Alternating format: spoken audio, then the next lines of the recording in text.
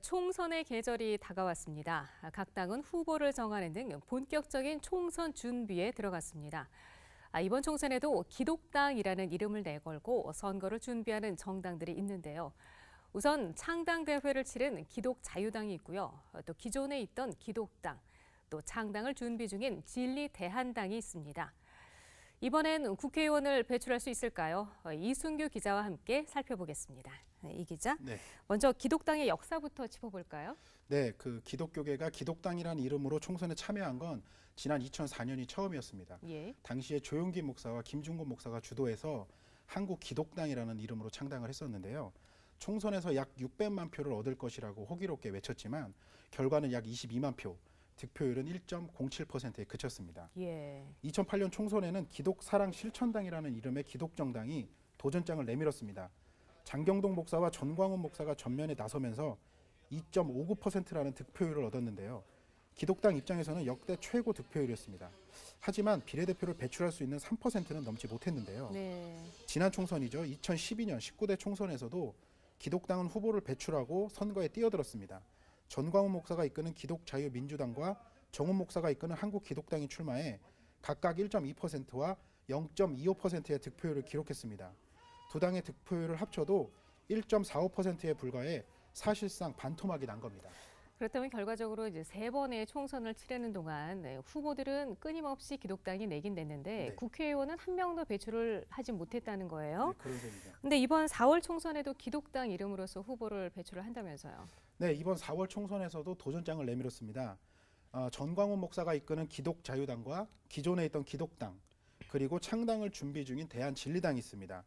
이 정당 중에서 우리가 눈여겨봐야 할 정당이 바로 기독자유당입니다. 왜죠? 이 정당을 주목해야 하는 이유는 창당대회를 치렀고 가장 활발하게 선거를 준비하고 있기 때문인데요. 기독자유당은 지난달 1일 발기인 대회를 개최한 데 이어서 3월 3일에는 창당대회도 열었습니다. 기독자유당은 지역구 후보는 내지 않고 비례대표로만 선거에 참여하는데요. 총 5석이 목표입니다. 비례대표는 정당 득표율이 3% 이상이 되거나 지역구 당선자가 5명 이상이 되어야만 배출할 수 있는 제도입니다. 하지만 기독자유당은 지역구 후보를 내지 않기 때문에 오직 정당 득표율로만 승부를 봐야 하는데요. 그러니까 정당 득표율이 3%가 넘어야 한다는 얘기입니다. 3%면은 꽤 많이 얻어야 되는 거 아닌가요, 표를? 네, 그렇습니다. 혹시 지금까지 3%를 넘긴 적이 없었죠? 아까 말씀하신 없습니다. 거? 지난 2008년 기독사랑실천당이 얻은 44만 3,775표가 최고입니다. 그러니까 3% 2.59%였으니까 약간 못 미친 건데요. 비례대표를 얻기 위한 기존의 계산법이 있는데 결과적으로 5석을 얻기 위해서는 150만 표, 그러니까 최소 투표율을 50%로 봤을 때 최소 150만 표 이상을 얻어야 비례대표 당선이 될 수 있기 때문에 사실상 5석은 어렵다고 봐야 합니다. 네. 근데 여기서 우리가 좀 생각을 해야 될 부분이요.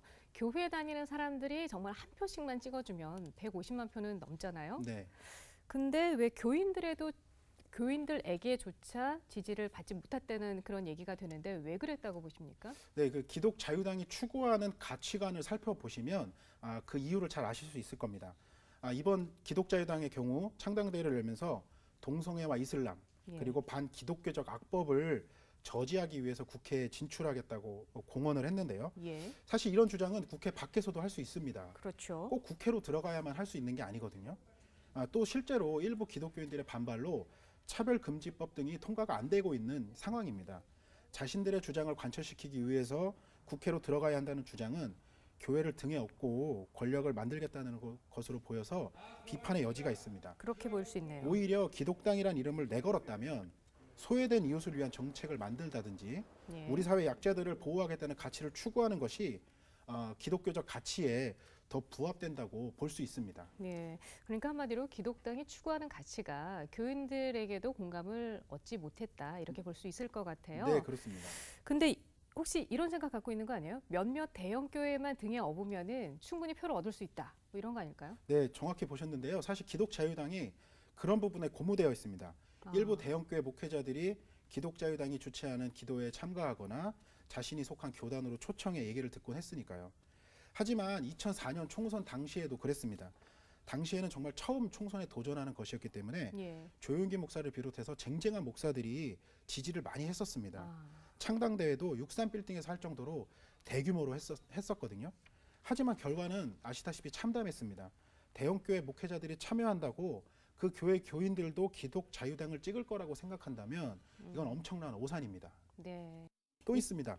새누리당과 더불어민주당이 선거구를 획정하면서 비례대표 숫자를 줄였습니다. 현재는 54석인데 7석을 줄여서 47석. 그러니까 사실은 비례대표만 바라보고 있는 기독자유당 입장에서는 굉장히 불리한 상황이 된 거죠. 네. 이승규 기자의 얘기를 들으니까 교인들도 좀 분별력을 가져야 되겠다 이런 생각이 들고요. 네. 또 목회자분들도 또 기독당이다, 이게 기독자가 붙었다고 해서 이게 정말 다 기독교의 가치를 추구하는 거냐 이런 것도 한번 생각을 해봐야 될 것 같다는 생각이 듭니다. 꼼꼼히 살펴보셔야 됩니다. 네, 이승규 기자 수고했습니다. 네.